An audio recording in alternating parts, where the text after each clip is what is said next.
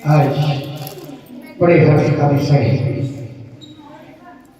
श्री राधा माधव सेवा आश्रम, जिसको बहुत ज्यादा परिश्रम और मेहनत श्री राजा राम शास्त्री जी ने बड़े ही प्रयत्न से इसको तैयार किया, भक्तों की थोड़ी थोड़ी सेवा से, और आज उसी भव्य स्थान को और भक्तों को आशीर्वाद देने के लिए श्री श्री 1008 श्री राजेंद्र दास जी मनुका पीठाधीश्वर जी महाराज पधारे हैं।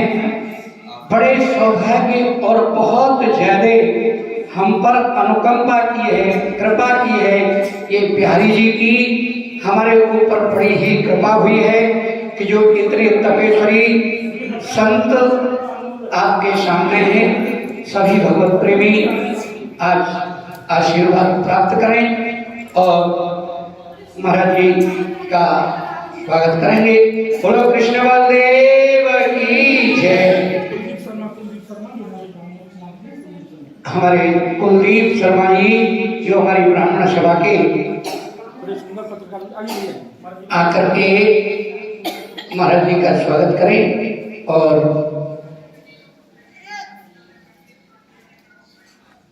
आशीर्वाद लेकर के जीवन सफल बनाएं। बोलो कृष्ण बलदेव की, बोलो गुरु जी महाराज की जय।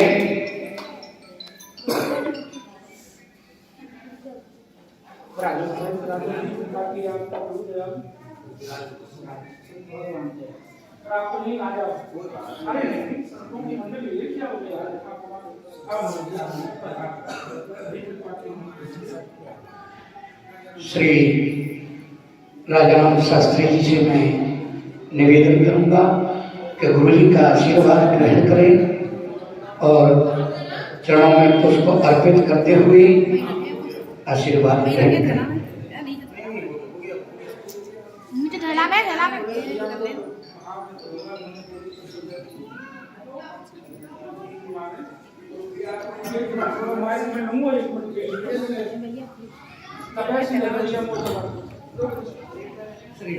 आप राजा महाराज दीक्षित है, बड़ी कृपा की आपने, ब्राह्मण है, बड़ी अच्छी बात है। बस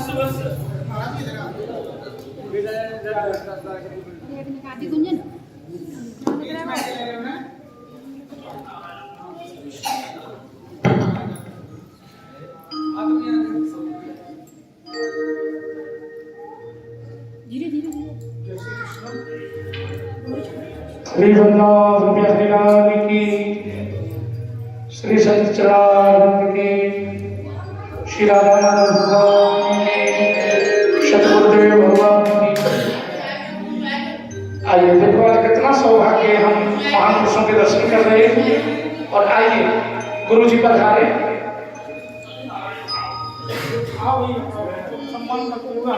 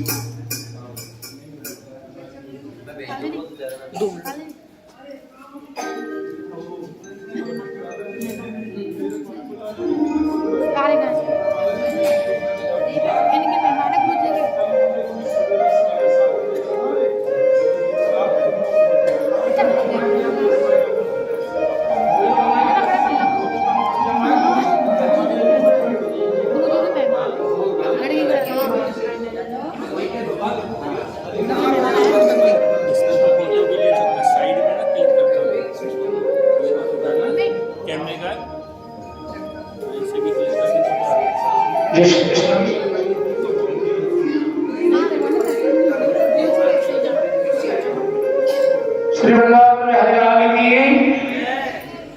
आप सभी लोग अपने स्थान पर बैठ जाएं। सभी भक्त वृंद सभी अपने अपने स्थान को ग्रहण करें। और आज हम सबको आशीर्वाद देने के लिए महाराज ने पधारे। हमारे संत श्रोमणी प्रातःकाल स्मरणीय मयूर पीठाधीश्वर श्री राजीदास जी महाराज, जो हमारे भारत के कितने बच्चे ऐसे हैं जिनकी कथा श्रवण कर करके लोग आज कथा कर रहे हैं। कितना सरल स्वभाव महाराज श्री का है। प्रातः स्मरणीय श्री मयूर पीठाधीश्वर दास जी महाराज, ऐसे महान पुरुषों का दर्शन तो सौभाग्य से होता है। तो हमारा बड़ा सौभाग्य है आज महाराज जी ने हमारे ऊपर, जबकि समय नहीं था, महाराज जी के पास करवी की कृपा की। और सतगुरुदेव, इनका तो कहना ही क्या है। हमारे ब्रज के गौरव, इनकी भी कथा सुन करके कैसेटों से कितने कथावाचक आज बाबा रसका पागल के भजन और गुरु जी की कथा की कैसेट बस बन के वक्ता बोल जैसे कृष्ण। हमें ज्यादा नहीं बोलूंगा, समय का अभाव है, इसलिए मैं गुरु जी के चरणों में बारंबार साष्टांग प्रणाम करता हूँ। और मैं श्रवण करूंगा गुरु जी अपने ओंकार रूप के द्वारा इन सबको आशीर्वाद दें। चंद्रजी और महाराज जी को माला अर्पित करें। खेमचंद भैया, मेरे बड़े भैया है खेमचंद जी, वो आकर के मनुपीठ वाले महाराज जी को समर्पित करेंगे।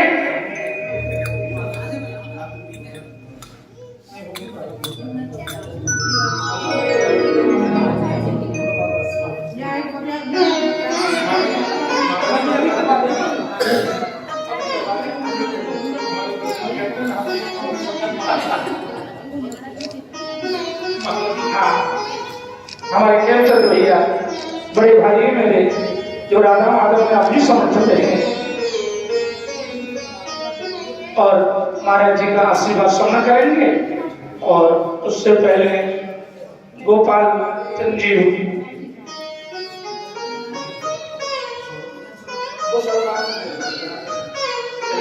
सुन लें।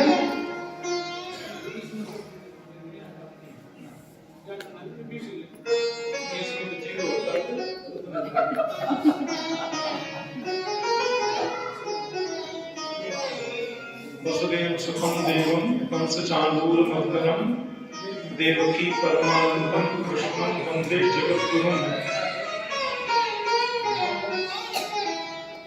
मेरे पार्श्व में कृपा पूर्वक विराजे हम सबके मार्गदर्शक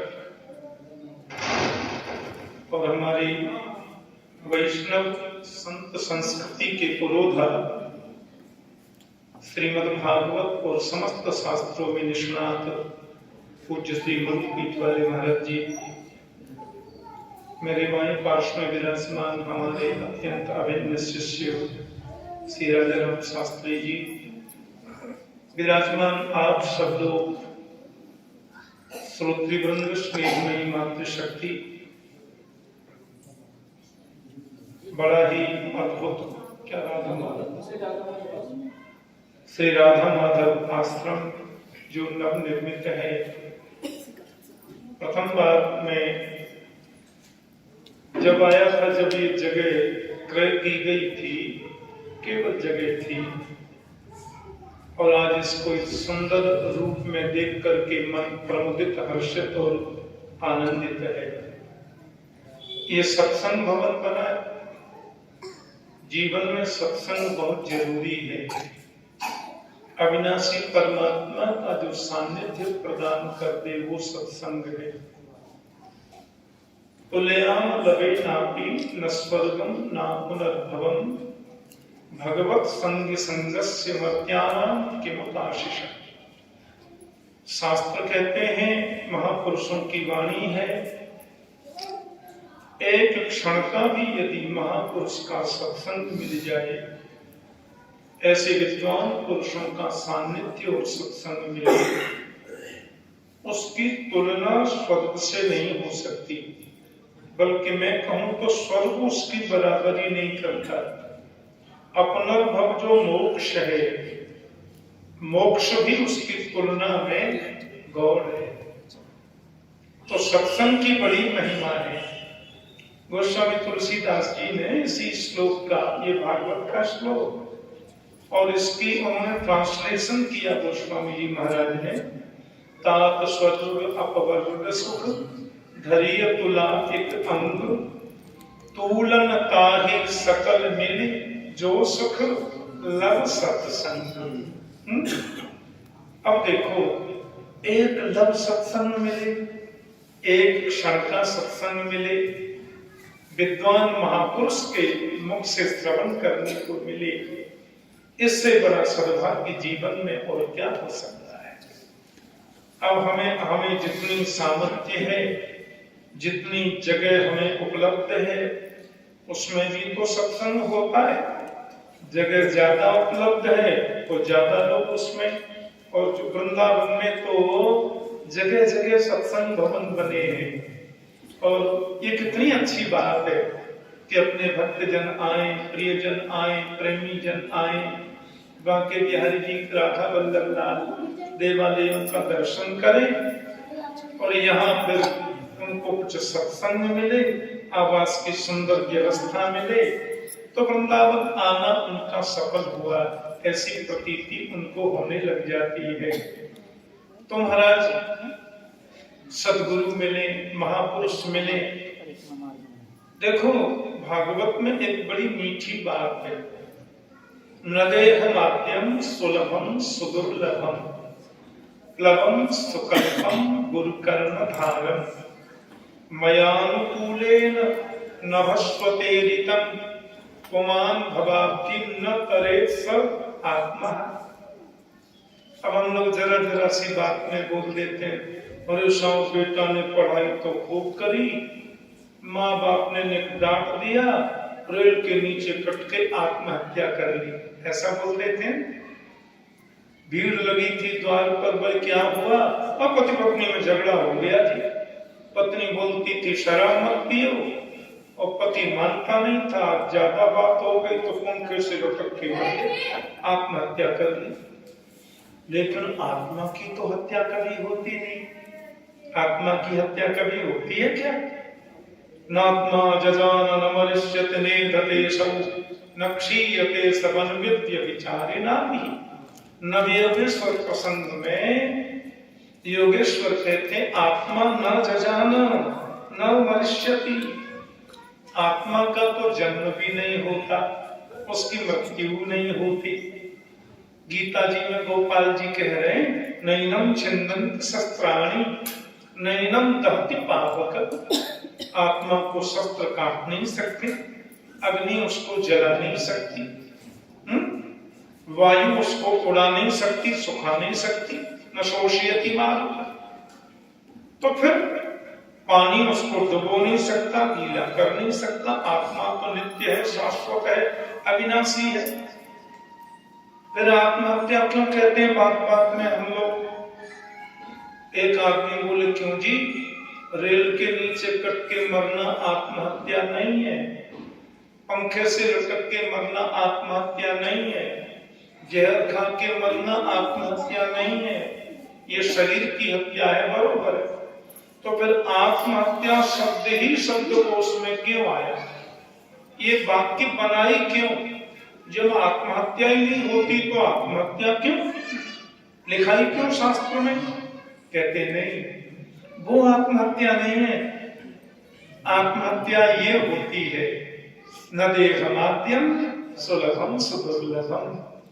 भगवान ने कितनी कृपा करके हमको मनुष्य जन्म दिया है, मानव चोला दिया है जी।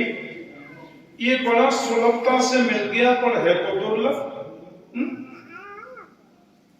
कब कर करुणा नर दे ही, भगवान जब बहुत कृपा करते हैं, करुणा करते हैं, तो नर शरीर मिलता है। ये दुर्लभ है, पर हमको सुलभता में मिल गया। मिला क्यों था? बोले भवसागर है ना, इसको पार करना है, और किसी योनि में उतनी सुविधाएं नहीं मिलती हैं। अब बताओ, आज मैं कुत्ते के रूप में होता तो महाराज जी की बगल में बैठ के मैं कथा कर पाता क्या? भगवान हमको गधा बना देते तो मैं आपको भागवत की कथा बता पाता क्या? ये भगवान की कृपा नहीं है कि हमें मनुष्य बनाए। अच्छा, मनुष्य बन गए तो आंख नहीं है और वाणी नहीं है और कान भी नहीं है, तो न तो देख सकते, न बोल सकते, न सुन सकते। भगवान ने कृपा की ना, ये नौका है, भवसागर से पार जाने की नौका हमको दी है शरीर। तो कहते हैं सब नौका से तो पार जाएंगे, भवसागर से हम शरीर मिल गया है, पर भैया नौका चलाने वाला भी तो चाहिए। नौका चलाने वाला नहीं हो तो डूबेगी, और चलाने वाला अनकल हो गया तो, समझदार नहीं है तो नौका डूबेगी। तो कहते हैं गुरु करुण धारम, इसको चलाने के लिए हमको गुरुदेव प्रदान कर दिए, कर्णधार बन गए इसके। मैं चलाऊंगा, सहयोग करूंगा तुम्हारी नौका चलने में। पर ये भवसागर भी कोई छोटी मोटी चीज तो नहीं है, बहुत गहरा है। अब इसको पार करना है। गुरु जी भी सशक्त मिल गए, गुरु जी भी ज्ञानी मिल गए, भक्त मिल गए। गुरु तो साक्षात भगवान का रूप है। अब कहते हैं भैया कितना ही बड़ा तो मिल जाए तुम्हें केवल नाव चलाने वाला, और कितनी भी हो जाए तुम्हारी मजबूत नाव है, खूब बादाम घोट घोट करके ले रहे, पिस्ता ले रहे, गौ माता का दूध गर्भ सेवन कर रहे, तो नाव तो मजबूत है, और चलाने वाले सदगुरु भी मिल गए। पर कितना ही बढ़िया चलाने वाला हो, आपकी नाव जा रही है ऐसे भवसागर से पार जाने को, और सामने से आ जाए आंधी, सामने से आंधी आ जाए तो बताओ फिर नाव चलेगी? भगवान कहते हैं नाव मैंने दे दी, चलाने वाले सदगुरु दे दिए भैया। और मयानुकूलेन नभस्वतेरिकम, मैं अनुकूल वायु बन करके पीछे से नाव को धक्का दे रहा हूं। मैं अनुकूल वायु बनकर पीछे से धके आ रहा हूं, तो आराम से चल है। अब कितनी सुविधा मिल गई, नाव भी बढ़िया मिली, सदगुरु भी मिले, पीछे की अनुकूल वायु भी मिल गई। पुमान भवाब्धिम न करेत, फिर भी मनुष्य भवसागर से पार नहीं हो रहा है, तो आत्महत्या, ये आत्महत्या रहा है, इसी को आत्महत्या कहते हैं। जो न करे भवसागर नर समाज अस पाए, शोक निंद कमंद मति आत्मा हन गति जाए। भागवत के एक श्लोक को गोस्वामी जी ने इतने सुंदर वाक्यों में पिरो करके रामायण जी में बताया है। गोस्वामी जी भागवत के बड़े विद्वान थे, गोस्वामी तुलसीदास जी महाराज। व्याकरण और न्याय वेदांत के तो वो मनीषी थे ही, भागवत जी का अध्ययन बड़ा था। जितनी भी शिक्षाप्रद बातें श्री रामायण जी में आती हैं, आत्मज्ञान की चर्चा हो, चाहे शिक्षा की चर्चा हो, चाहे मानवता की चर्चा हो, चाहे भक्ति ज्ञान की चर्चा हो, ऐसा लगता है कभी कभी कि गोसाई जी ने भागवत के श्लोक को हूबहू लिख दिया। तो भागवत सागर है। तो कितना बड़ा सौभाग्य यहाँ सत्संग भवन बना है, उसमें ऐसे हमारे गौरव महापुरुष पधार करके आपको दर्शन दे रहे हैं। खूब आप वृंदावन धाम बार बार आया करें, यहीं पर रुकिए। और इनकी संस्था का नाम क्या है? राधा माधव सेवा समिति भी इनकी बनी है। उसमें खूब अच्छे परोपकार के, जिसमें गौ सेवा से लेकर के शिक्षा पर्यंत सब कार्य संपन्न होंगे आप सब लोगों के सहयोग से। और मैं भी कुछ पल महाराज जी के बगल में आकर बैठकर कुछ कह पाया, ये मेरा सौभाग्य है। राजा राम शास्त्री जी को मेरा बहुत बहुत शुभकामना शीश, और ये जीवन में ऐसे ही जो है भगवत पथ पर लोगों को ले चलने का कार्य करें, संतों के आशीर्वाद से। मेरी बहुत बहुत शुभकामना। जय श्री कृष्ण।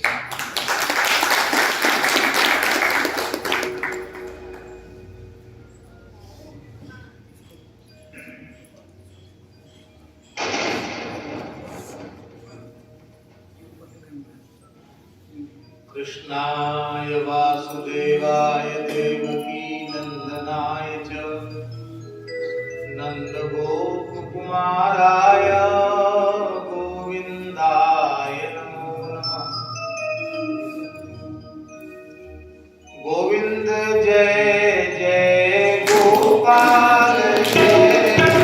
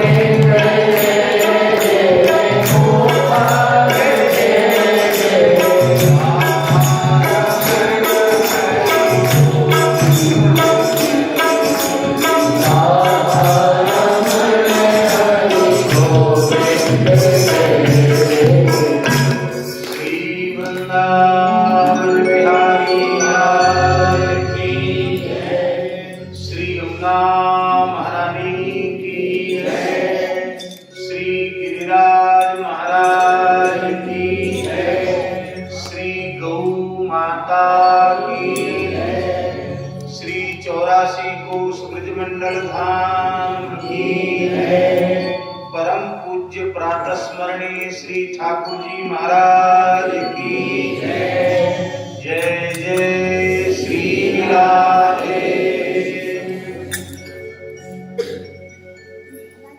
हरिशरण परम श्रद्धे प्रातः स्मरणीय गुरुकल्प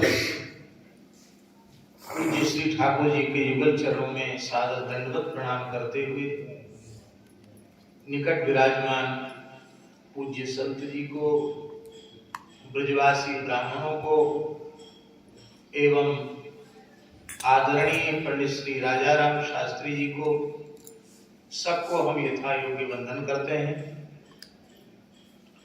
आज से मरुक पीठ में हमारे पूज्य सद्गुरुदेव श्री भक्तमाली जी का उत्सव का शुभारंभ हुआ है।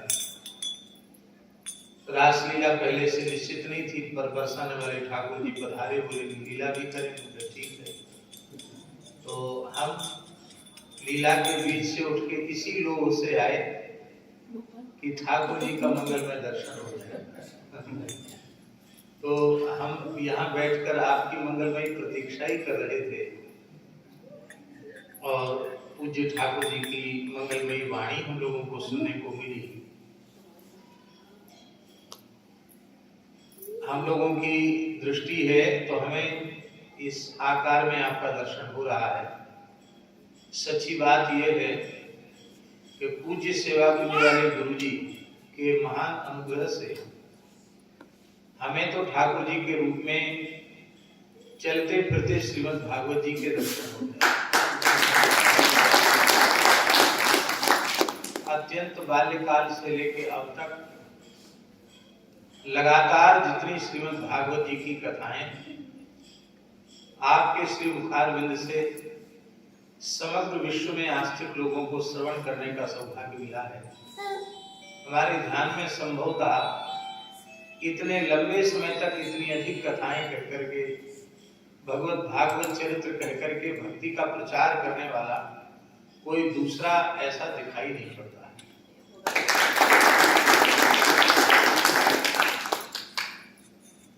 श्रीमद् भागवत का आश्रय लेने वाला श्रीमद् भागवत का स्वरूप ही हो जाता है, ऐसा हमने पूज्य गुरुजनों के मुख से सुना। हमारे ब्रजमंडल के एक बड़े दिव्य महापुरुष पूज्य प्रातः स्मरणीय पंडित श्री श्रीनाथ शास्त्री जी पुराणाचार्य जी महाराज, उनकी वाणी से कई बार हमें सुनने का अवसर मिला हमको।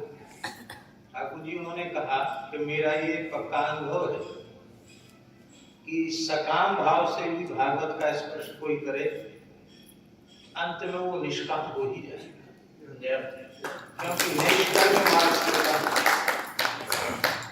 इसमें निष्कामता का आविष्कार किया गया है।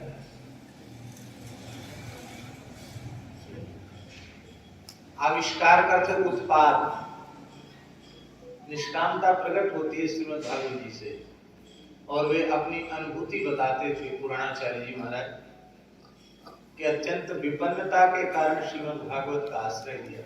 बड़ी गरीबी थी, बड़ा अभावग्रस्त जीवन था, और बोले अब इस अवस्था में पहुंच करके अब न किसी वस्तु की कामना रहेगी न कोई इच्छा रहेगी, और अब भागवत जी के भावों में ही डूबा रहता हूं, उन्हीं को गुनगुनाता रहता हूं। कभी उनके निकट जाने का अवसर होता तो किसी न किसी भाव की ही चर्चा कर देते। तो भागवत का आश्रय लेने वाला स्वयं भागवत का स्वरूप हो जाता है।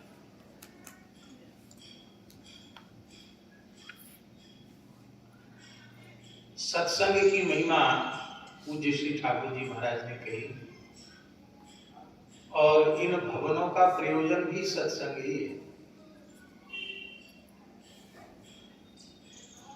इसलिए कहीं भी निर्माण हो उसमें आवासीय व्यवस्था पीछे, सत्संग की व्यवस्था पहले होनी चाहिए।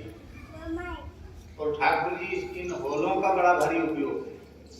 कमरों में जगह गिरती है, ज्यादा उपयोगी नहीं रहते, हॉल में बहुत उपयोगी है।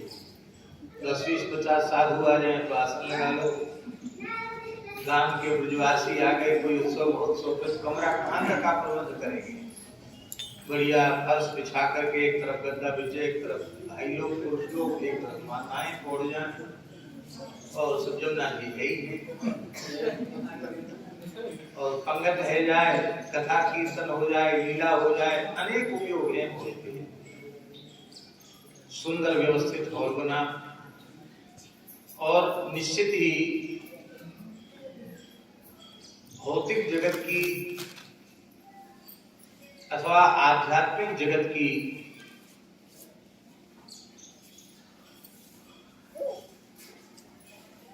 विशिष्ट उपलब्धि,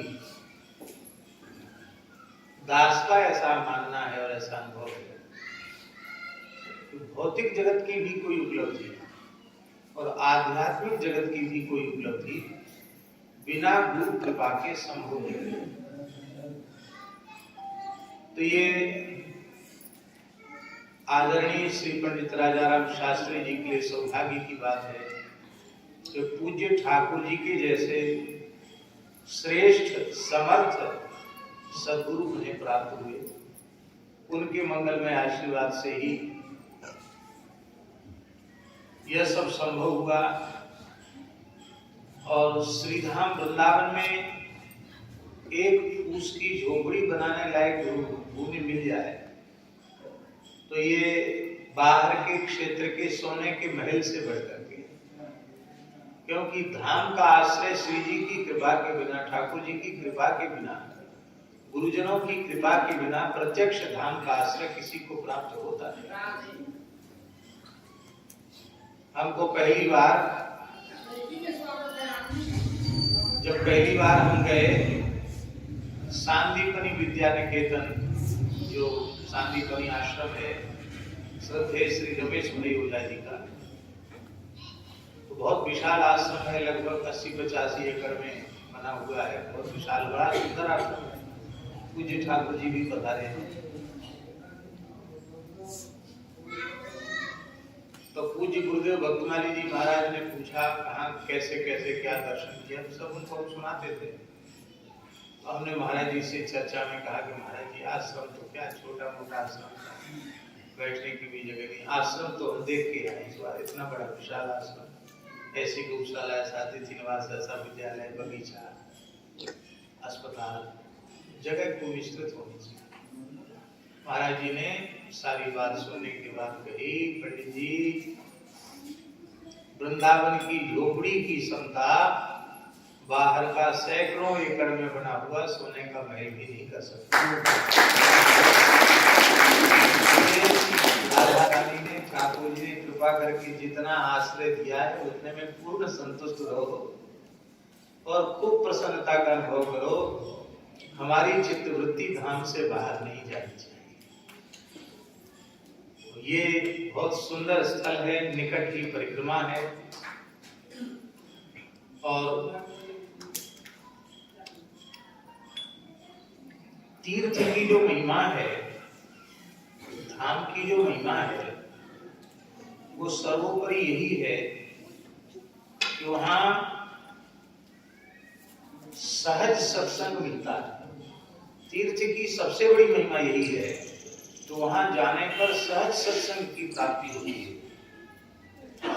और महापुरुष लोग आते भी तीर्थ में सत्संग के लिए, सत्संगार्थम समायाता ददृशुस तत्र नारदम।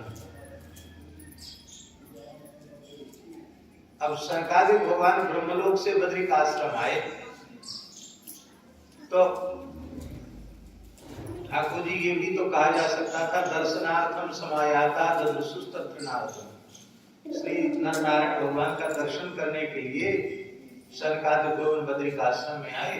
प्रयोजन भी यही है, कोई जाता बद्रीनाथ जी का दर्शन करने जाता, और तत्र नारदम ददृशु, ये होना चाहिए। लेकिन भगवान बद्रीनाथ का दर्शन 2 नंबर पर है। पहले नंबर की बात यह है कि वहां जाएंगे तो कोई न कोई भगवान के प्राण प्यारे भक्त मिलेंगे, और जब भगवान के भक्त मिलेंगे तो उनसे भगवत चर्चा होगी। तो सनकादिक भगवान भी ब्रह्मलोक से चलकर बद्रिकाश्रम आते हैं सत्संग के लिए। श्रीधाम वृंदावन में भी पूर्व पश्चिम उत्तर दक्षिण चारों ओर से जो दिव्य महापुरुष पधारते हैं उस सत्संग के लिए ही पधारते हैं। ठाकुर जी कृपा करें, निरंतर कथा कीर्तन सत्संग सुधारस की दृष्टि हम सब पर होती रहे। और जैसा पूज्य ठाकुर जी ने कहा कि सत्संग में प्रीति हमारी बनी रहेगी तो हम आत्महत्या के पाप से बचे रहेंगे।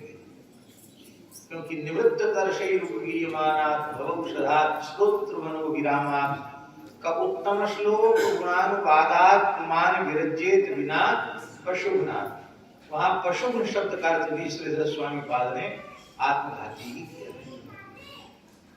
पशु क्या है? कर्म बंधन में पड़े हुए जीव को ही पशु कहा है। जो बंधन में बंधा हुआ जीव है वो पशु है। तो पशुत्व से मुक्ति है, बंधन से मुक्ति ही पशुत्व से मुक्ति है। तो पशुघ्न का अर्थ है देहात्मवाद ही पशुता है, और उस पशुता से जिसने मुक्ति प्राप्त नहीं की वो आत्महत्या है। और यही बात अंतिम में सुखदेव जी ने कही, वक्तु राजन मनुष्येति पशु बुद्धि विमा जय। ये पशु बुद्धि है, मैं मर जाऊंगा, ये पशु बुद्धि है।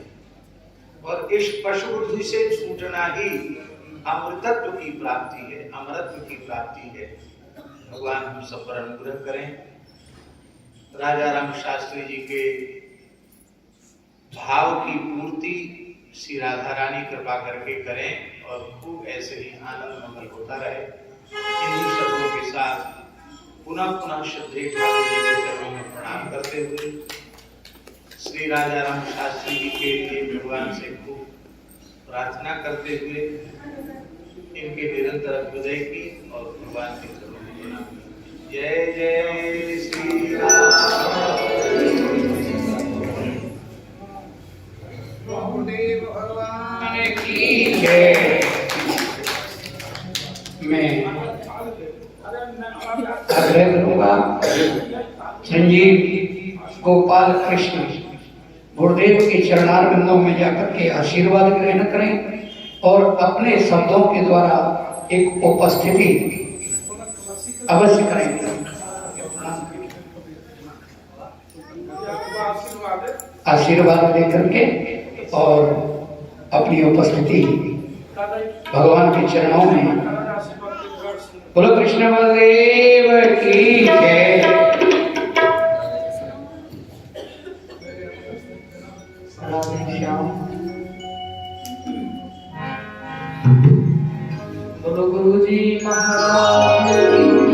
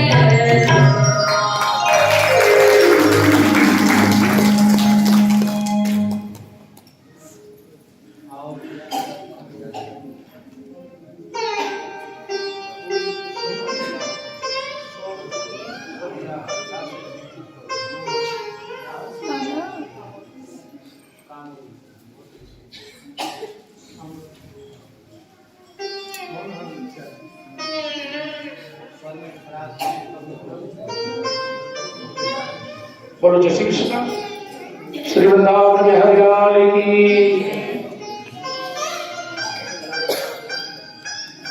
2 मिनट का समय लूंगा महाराज जी के पास, समय का अभाव है मुझे पता है। आज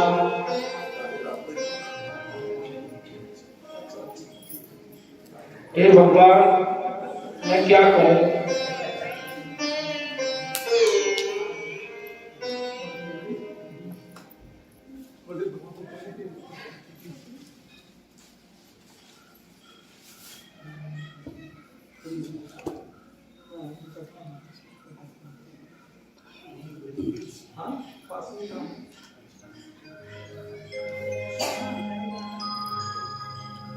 देखो संतों की महाकृपा।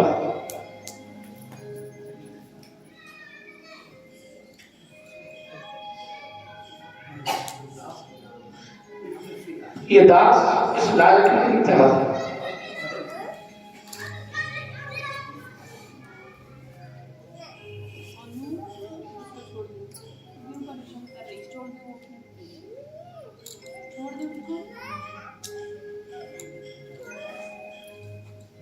मैं एक ब्रजवासी किसान का बेटा,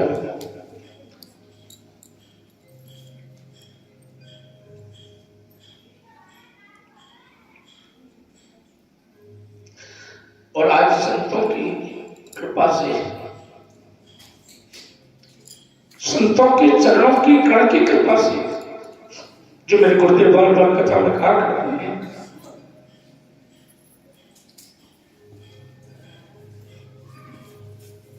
आज उन संतों के चरणों की जो कृपा मिली है, आज ये दास सेवा में लगा हुआ है। 160 कथाएं निःशुल्क भारत में हूं।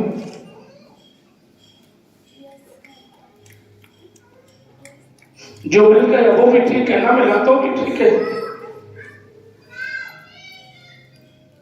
चौमा के पास वसूली काम पड़ती है, जहां चित्त विचित्रों का मानसिक भाव दूर हुआ, मनसा कुंड जिसे कहते हैं, वहां जन्म लिया ब्राह्मण के घर में। संतों के आशीर्वाद से, संतों की कृपा से, और दास की शुरू से बात ना रही। कोई भी गांव में कथा करने वक्त आता तो उसके पास चले जाते। बचपन में मेरी दादी कहती, बेटा तू तो, मुझे लगता है एक बड़े भाई थे, 5 साल के हुए वो पधार गए। मेरे पिताजी 15 किलोमीटर हर मावस्या को आना प्यारी थी। हे ठाकुर जी कभी हम पे कृपा करो। मेरी दादी बताते थे। और मेरे पिता भी बिल्कुल संत हैं। 4 भाई हैं, एक बहन। धीरे धीरे बड़े हुए और एक दिन प्यारी जी ने उनके ऊपर कृपा की। बड़े भाई कहीं गुजर गए, अकेले पिताजी। 5 साल के बाद में एक बार मेरी दादी को और जटा, उसमें बादल की जो भादों, सावन भादों की जो जटा होती है, उसमें दर्शन दिए। बोले बस काम हो गया संतों के आशीर्वाद से। दादी भी मेरी बड़ी संतों की अनंत भक्त थी। कोई भी भक्त आ रहा है, संत आ रहा है, उसको बिना प्रसाद खुआए नहीं जाने देती। बाबा का तो मैंने दर्शन किया नहीं, मेरा दुर्भाग्य रहा, मगर दादी की जरूर चरण सेवा की। और आज उन दादी की कृपा से इस परिवार में जन्म मिला दास को। जिन में भगवत प्रचार संतों की कृपा से किया। कई बार तो संगीत कलाकारों के पैसे नहीं मिले। शेड़गढ़ गांव के पास में एक गांव पड़ता है उझानी। पिताजी बोले, लाला तेने हमारे गेहूं बिकवा के नहीं है, क्यों कर लो भैया। अब हम अपने गेहूं में बेच के संगीत कलाकार ढूंढे कि अपने बाल करने पा रहे, और तू हमारी चोरी कथा करे भैया।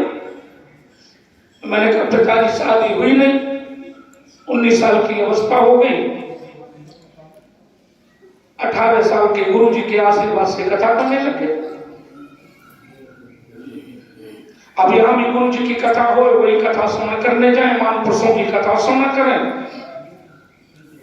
श्री वेणी माधव मंदिर पीठाधीश्वर स्वामी हिरण आचार्य जी गुरु जी का पावन सानिध्य मिला। अब गांव से माता जी वहां करे आई, 5-6 साल वहां रहे। अपरस में पूजा होती है रामानुज संप्रदाय में, तो ठाकुर जी की प्रसादी बनानी, भोग लगाना और डैम्पियर नगर में पढ़ने जाना। ऐसी वृत्ति हो गई, पैसे की कोई जरूरत नहीं, फ्री कथा करेंगे। अब फ्री कथा करते करते यहां तक पहुंच गए। एक बोला महाराज जी जगह में नहीं, हमें जगह पगे में नहीं पढ़ना भैया। अब तो अपनी कथा करते मस्त रहते। बोले नहीं गुरु जी, तो देखिए समय का अभाव है, इतना बोलता हुआ आज संतों के आशीर्वाद से मैं यहां तक पहुंचा। और मुझे कुछ नहीं चाहिए, केवल एक ही चाहिए कि संतों के चरणों का आश्रय मुझे मिलता रहे। बार-बार मैं नमन करता हूं, महाराज जी के पास टाइम नहीं था, फिर भी महाराज जी ने मेरा निवेदन स्वीकार किया और महाराज जी के आधारे मैं बार-बार महाराज जी को नमन करूंगा। ऐसे ही महाराज दर्शन देते रहे और हमारे जीवन को धन्य बनाते रहे। बार-बार प्रणाम करता हूं। और सब बच्चे एक ऐसे नहीं, मनोज जी आए जो दिल्ली से आए, देखिए सभी आप बैठे हैं और देखो बिना प्रसाद पाए, बिना भंडारे के यहाँ से कोई भक्त नहीं जाएगा। सभी भक्त जो यहाँ महाराज श्री के दर्शन करने के लिए आए हैं, वो भक्तों से मेरे हाथ जोड़ करके निवेदन है, उन वैष्णवों से, उन भाइयों से, उन माताओं से, वो बिना प्रसाद पाए नहीं जाएंगे। और मनोज जी आइए, महाराज जी मनोज भैया दिल्ली से आए, बड़ा महाराज जी से आशीर्वाद लें और हमारे महाराज जी को सौर लागू दोनों महाराज जी को लिफाफे कहाँ हैं? महाराज जी